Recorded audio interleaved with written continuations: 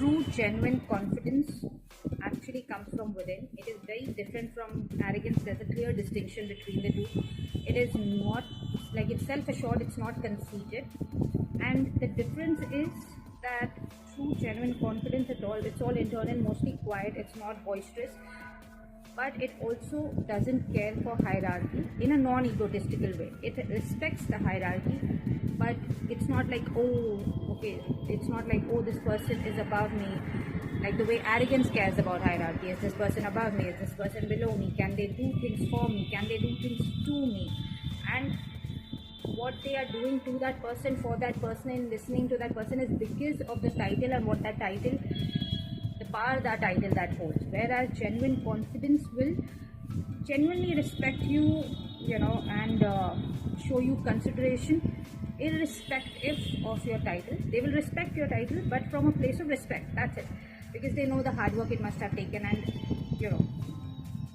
they know the hierarchy, but they don't bend their spine for hierarchy. They don't indulge in fake or inauthentic interactions because of hierarchy.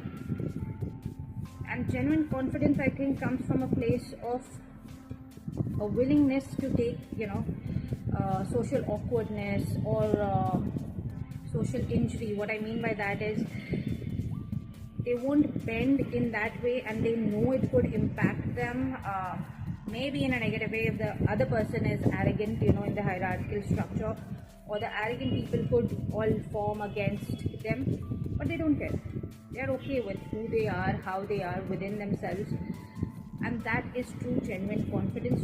Genuine confidence, you can see it in the eyes, you can see it in the behavior, you can see how when that person turns their back, or when they're not there, how the arrogant person speaks of them, or their ideologies change, but in front of someone the ideologies and their behavior is different.